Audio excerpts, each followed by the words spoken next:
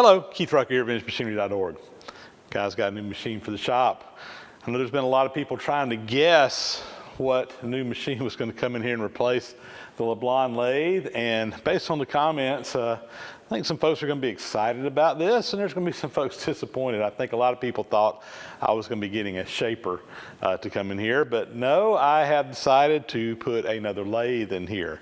Why another lathe? Why on earth does Keith need another lathe? He's already got the Monarch 16-inch lathe back here that's running now. I got the big 28-inch Monarch over here behind me that is close to running. I've got a Monarch 10EE back there in the back that's a basket case that needs complete overhaul. And then of course I just got rid of my 12-inch LeBlanc lathe that's set right here. This lathe right here came available to me recently, and I made the decision that this was something that I'd like to have. What is this? Some of you guys are probably scratching your heads. Some of you guys are probably jumping up and down because you know what this is. This lathe right here is a Rivett 1020S. And arguably, it was one of the finest tool room lathes that was ever built. Really, when you look at those really high-end, high precision, high quality tool room lathes, there were kind of three that made it to the top of that list, and most people's list anyway. Of course, there's always opinions, but of course the Monarch 10EE is probably the best known of those. And you got the Harding HLV, which a lot of people just really rave about. And then there's this lathe right here, the Rivett 1020S. The 1020S was probably, at least in production numbers, the least made of any of them. The Monarch was probably, there was probably, I don't know how many of them there were made, but thousands and thousands of them. This lathe right here, I think there were only about 600 of them ever made, if I remember what I was reading on earlier. The Hardings, I'm not really sure about how many of those were, but this one here, there really wasn't all that many made. They started making this lathe, at least this variant of this lathe. They did make the original 1020 back during World War II, and then they discontinued it for a while, mainly because it was just a very difficult lathe to put together. And then in the late 1940s, they came out with the 1020S, which was kind of an improved version of the original one that was a little bit easier to produce. And they made this lathe on up through, I believe, sometime in the 1960s, if I remember right, early 1960s. And there are a couple of different variants of it. 1020, it's a 10-inch swing, 20-inch between centers. They also made a 1030, which had a slightly longer bed. They're a little bit rarer. And then later on, they came out with the 1020F. And the 1020F, the only real difference in it and this one is that they raised the headstock up just a little bit. I think it swings about 13 inches. Basically the exact same machine, they just put some riser blocks in there. I know James Kilroy has a 1020F, very similar to this. As far as I know, pretty much parts are interchangeable and everything in them. It's just a little bit of a riser block in there on that variant. This one here was made in 1953. And I got it from a gentleman in Idaho who had come across it. I was told that from the previous owners, the ones that he acquired it from had told him that it had come from the Navy. And that's about all I know, is that it was originally sold to the Navy. At least that's what I've been told, which kind of follows suit. These machines were very, very expensive back in the day. And most of them were probably purchased by the government. So being in the Navy would really kind of make sense for this one. And it's not the prettiest machine in the world. In fact, it was actually a little bit prettier when I brought it into the shop or when I brought it home, but this thing was just nasty. And before I brought it in, I said, you know, I'm going to get that thing cleaned up real good. And I took it out, hit it with a pressure washer and some degreaser. And in the process of cleaning off all the years of grease and grime and gunk, it took off a couple of layers of paint. And this machine has been painted multiple times and honestly not painted very well. So some of that paint had come right off. So I've kind of got a multicolored machine right now. And while it may not look very pretty, I've been playing around with this machine and it really looks like it's going to do me a good job. At least that's my hopes. So let me bring you in here and kind of show you some of the features on this lathe and what really kind of some of the things that kind of set it apart from its competition. So when you come in here, first thing we're going to do is turn it on. and it doesn't sound like it's on, but it is. Actually, what's happened is it's turned on some stuff in the electrical cabinet down here. Unlike most lathes that I've ever been around, this one does not have a mechanical clutch on it. It's completely electric. So when you want to start this thing up, instead of shutting a clutch down, you actually turn the motor on, and as you can see, it starts spinning. When you stop it, you do this, and that noise that you heard, it has an electric braking system on this thing. So basically it's like a disc brake back in there. So when this thing's spinning up, you hit that and it'll stop it fairly quickly, and it's making a little bit of noise. I need to get in there and look at that, but it's working. I'm not too worried about it. You got reverse, same thing. And one of the things that really kind of makes this, I would say maybe a little bit more desirable over, let's say, the 10EE, is that instead of having the motor variable speed, this one has a variable speed drive, and it has a Reeves drive down here up underneath the bottom. So there's a motor that powers it, and there's a Reeves drive in here. The Reeves drive, if you're not familiar with it, is basically a set of cone pulleys that you adjust one of the pulleys, the width of it, and it changes the belt and changes the diameter between the two. The other belt pulley is kind of fixed, but the belt kind of goes up and down depending on the one on one side of it. Kind of complicated if you're not familiar with it. But the interesting thing about this one is, turn it on, is that Reeves pulley, a lot of times on those Reeves pulleys you have a hand crank to adjust it. This one actually has an electrical system, so there's a motor in there to speed it up and slow it down. So if I want to speed it up, I push this button here. If I want to slow it down, I push that button there. Right now it's in the back gears. This thing has 3 different sets, ranges of gears. That's back gear 1 that we're in right now. I'm going to go over here. We'll switch it over to back gear 2. And you can see it's even running slower. That's about as slow as it goes right there. And then we'll speed it up in that range. So in that lowest back gear, that's about the maximum speed. And then we have open belt. You switch this knob. Let's see.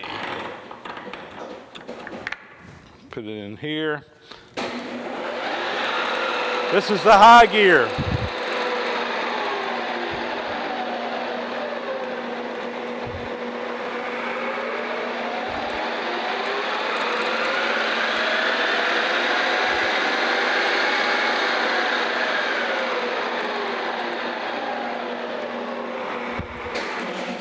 So it goes up to about 3,500 RPM maximum speed on here, so very high speed. The big advantage of that Reeves pulley system in here is that you really don't lose your torque on the high end and low end of your range, because on like the Monarch, you're actually slowing the motor up and down. And when you get on some of the extremities of the ranges, you lose a little bit of the torque on there, because the motor's turning at a constant speed in here, and all of your speed variation is through that Reeves system. You really don't lose that torque at the high end and low ends. Anyway, a little bit about it there. Let's see, let's fire it back up. Everything works here. If you turn on the cross slide, and then I had it set up for threading yesterday. We were doing 8 threads per inch. And then of course you got the compound here goes back and forth as well. Everything works there. It actually runs pretty quiet, which I'm pretty excited about. And then down here, of course, you got all your thread pitches and feeds and so forth. And you can get in here and change this for whatever range you need. So known issues with it, you probably noticed that the speed gauge here, the tachometer, was not operational. I'm not sure what's going on with that. In fact, I'm going to try to do some investigating on that today. This is basically, there's at least the way I think it is down inside here, there's a little device that goes onto the headstock somewhere that is basically just spinning, and as that thing spins, it's a little DC generator. It generates voltage based on how fast it's turning, and then this basically just decodes that voltage into a speed, and they've got it calibrated. So I need to get in there and figure that out. The glass, it was actually on there when I got it, but it was cracked, and when I started pressure washing it, it knocked the glass out, so I'm going to have to put a new piece of glass in there, and hopefully I can get that going. I don't think it's too terribly complicated, so I'm hoping it's just something electrical in there that's come undone. Another issue that I know of is that this lathe was originally shipped with a taper attachment, but the guts of the taper attachment are gone. Not sure what happened to them. They were not with it when I picked it up. So anyway, I got a little, if I want to use the taper attachment on it, I'll have to either find one, salvage one off of another machine, or maybe make those parts. I've actually got drawings that came. I got a book that has the drawings of what it all looks like. And I know a few folks that have this machine, so I'm sure that if I wanted to try to fabricate it, I could. I just got to decide whether I want to go through the effort. I've got a taper attachment on my 16-inch lathe, so if I need one, it's not that big of a deal. There's no doubt this machine has seen a fair amount of use over the years, and there's no doubt that it has some wear in it, but all in all, it looks like it's in pretty good shape. You can see the ways here. Not anything really scratched up, galled up, or anything. You know, when I took Richard King's scraping class, one of the things we always were taught to look for when looking for wear is to look for, you know, an unworn surface to compare to. And if you look right down here at the bottom of this, I don't know if you can see it or not, there's a little ridge right at the bottom of that way, and that is where basically in here on the saddle, that's as far down as it goes. The way's a little bit deeper, so this bottom area down here is, for all intent and purposes, unworn, while this is the worn surface in here. And I was able to come in here and actually measure that ridge, and it's about 5/1000ths of an inch in its worst spot. Of course, you get down here at the ends, there's hardly anywhere in it at all, but here in the middle where it gets used a lot, this was kind of the worst area. Now, 5/1000ths may sound like a lot, but remember, that's 5/1000ths in the height of the machine. So as this saddle is going back and forth, it's going to basically drop down about 5/1000ths of an inch. But when you look at, when you're turning here and your tool drops down 5/1000ths in height, it really has a very, very tiny effect on the diameter. So while it's by no means in pristine condition, most lathes that I have, at least that I have worked with in the past, have a heck of a lot more than 5/1000ths that you're dealing with and down here. So I'm pretty happy with that. That is, in my opinion, that's acceptable. You know, if I wanted to come in here and regrind this bed, and who knows, one day I may do that. But for right now, the idea here is just get a machine in here we can use, and I think this one's going to work just fine. You know, there is a little bit of backlash here in the cross slides, but again, that's not anything that I'm too terribly worried about. That shows, yeah, that my nut's worn in there, but it's tight going forward or reverse, so you got that little backlash. So I'm not too worried about the backlash, and if we ever tear this apart, we can work on that a little bit and try to fix it. Someone's brazed this handle up at one time, but it's a little bit lopsided.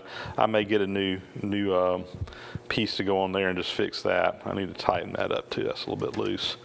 But all in all, as far as how it goes here, it seems like it's in pretty good shape. Yesterday, just playing around with it, I put a piece of metal in here and I turned this down to 1 inch, and I was able to keep it within the same diameter. It was within about 3/10, I think, over that length. And I have not done any leveling or anything on the machine. I just plopped it down and put it over here, which is, I'm sure that I can probably get some of that out just by getting the machine properly leveled, which I'm going to try to do later today. And just playing around with it, I cut some threads just to see how everything works. And all in all, I'm pretty pleased. I don't really see didn't see any major issues.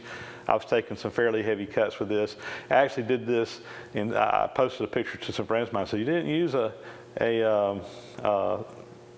center on that to give it support, and I'm like, no, I wanted to really test it and see what it was doing here, see what kind of deflection I was having in the headstock and everything, and all in all, I was pretty pleased with what I saw.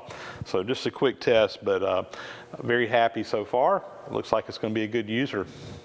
And to sweeten the pot a little bit, the lathe came pretty well tooled. I was very happy with the accessories that came with it here. So if you looked over there, I had a collet chuck that was in there, and that's what I was using yesterday. So it came with a nice set of collets here. You see everything here. I've got the one that's out. It's actually in the collet chuck right now, and goes from 1/16 of an inch is the smallest one. 1 3/4 is the largest one. I think that, according to what I saw online, that was the minimum and maximum size. And the set that I've got here goes from 1/16 of an inch to 1 inch in 1/32 increments, and then from 1 inch to 1 3/4 in 1/16 inch increments. So really nice, good set of collets that got a nice range here. So I pretty much have every size that I need. Even came with a little rack that these go on. I'll have to build me a little frame to remount that. They sent that like it was. Some other accessories that came with it. It came with a little phase 2, was it a AXA tool post and some tool post holders here. I'm going to swap that out and put a BXA tool post on there. I just like having that little bit extra. The biggest cutter you can put in these is 1/2 inch, and most of my cutters are bigger than that. In fact, yesterday when I was doing some test cuts with all this stuff, I had to use high-speed steel because I didn't have any carbide cutters that would fit that, which there's by no means nothing wrong with that. But anyway, I'm going to put a BXA on there, and I got a bunch of tool holders for BXA. Came with a live center, pretty worn.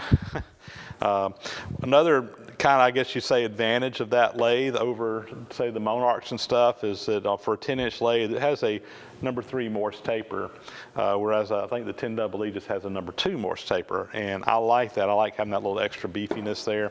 Came with a chuck here. I don't see a name on that one, but anyway, came with that. Came with 2 3-jaw chucks. I put this one over here on there, the little 10-inch chuck. That chuck there, I think I'm just going to have to chunk. It's actually, I saw when I went to use it, it was really tight, and I'm like, why is this so tight? And when I took the jaws out, I noticed there were some stress fractures down there around where the chuck, the little holders go in. And I'm not sure what happened, but that's not a safe chuck to use, particularly at those higher RPMs. It's a cheap Chinese chuck, so I'm just gonna get rid of that one. Haven't put this one on there. I think this is an 8-inch 3-jaw chuck. This one actually looks to be in a little bit better shape. Looks to be a little bit higher quality chuck too, and I'm gonna probably take this one apart, clean it up real good, check it out, and put it on there and see what kind of run out we get. It did not come with a 4-jaw chuck. I'm gonna have to be getting one of those. Real excited that it has both the steady rest and the follow rest, and from what I understand, this follow rest in particular on these Rivett lathes is like super rare to find this particular accessory, and mine included that. Has some change gears here. I know that the lathe is capable of cutting metric gears. I haven't figured these out yet, but I'm hoping that that's what I need to cut metric gears.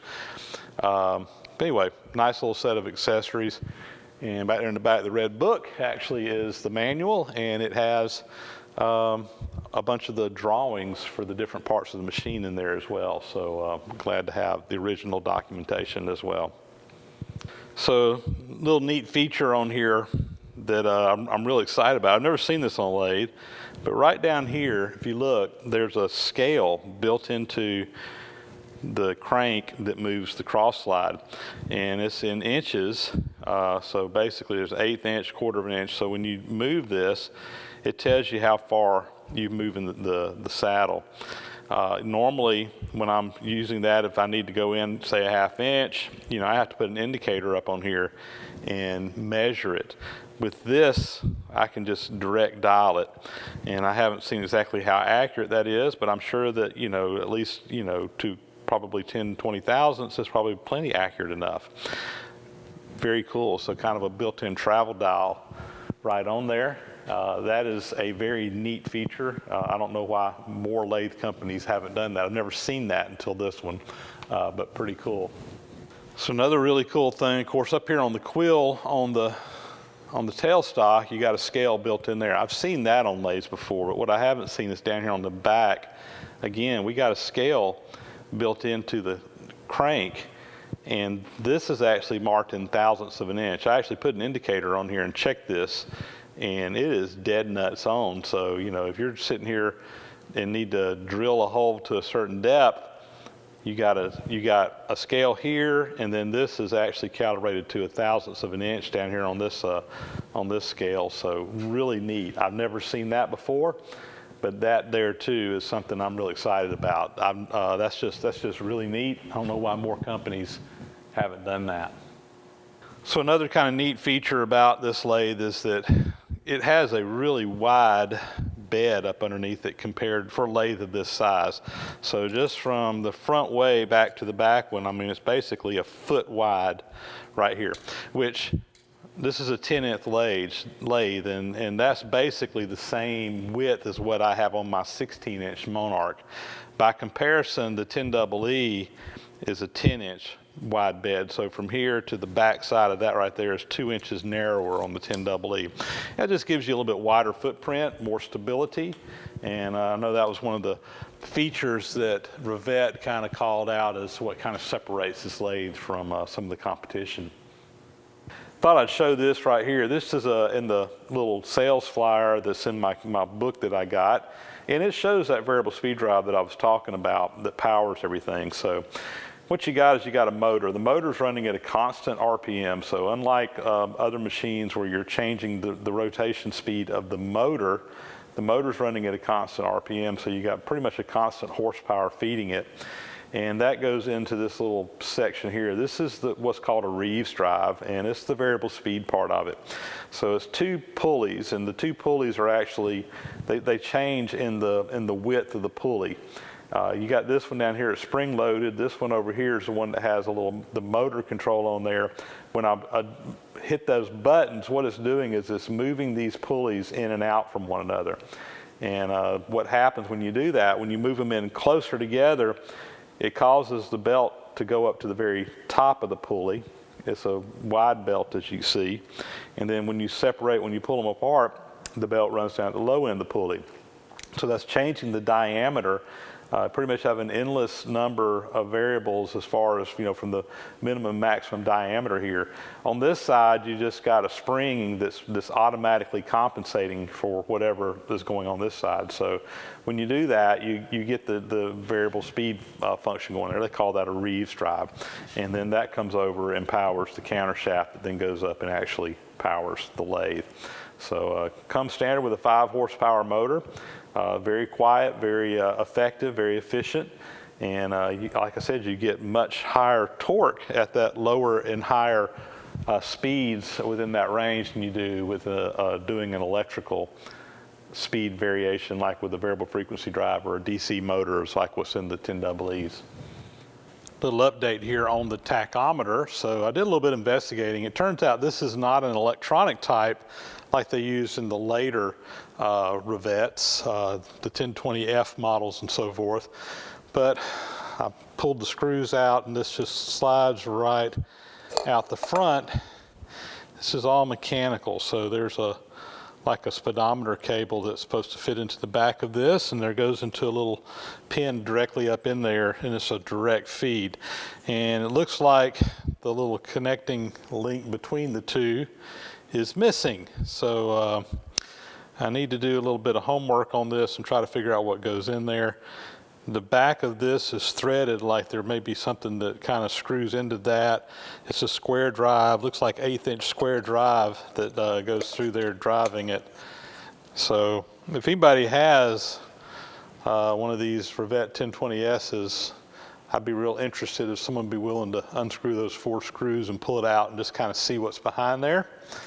I suspect it's just some type of link, and I might be able just to even do something like get a piece of 1/8-inch key stock, square stock, and just create a link between there, or even a piece of speedometer cable maybe work as well. But I'd like to really see what's in there. And my manual that I have is for a later model. It doesn't show this particular one, so I'm not exactly sure how that's set up. But the good news is that it does appear to be working. I was able to spin it by hand, and you can see it going around there, and I've still got to cut a new piece of glass to go in there to cover that up. But it looks like we can salvage this tachometer. We just need to get it properly linked back to the machine. Well, there you go, guys. That's going to be a wrap on this one, I believe. But I wanted to introduce you to our new toy for the shop here, the Rivett 1020S metal lathe, tool room lathe. And glad to have this in the shop. Glad to have a new addition here, and really looking forward to getting to play around with this machine and get to use it some. And you know, nice thing, very unusual for me to actually bring a machine into the shop that works. I'm usually buying a basket case and doing a complete restoration, but really been needing a usable machine in this size, and this well, should help fit the bill and get us going. And who knows, maybe one of these days we can get the 10EE restored as well, and maybe even do a restoration on this one. At the very least, I'm going to be doing a paint job on this thing. I just don't like the way this looks. And again, who knows, maybe one day we'll go through and do a complete restoration on it, kind of as needed. That'll be it, guys. As always, thanks for watching. Please leave me comments if you like. Please subscribe to my channel if you haven't already. And guys, we'll catch you on the next video.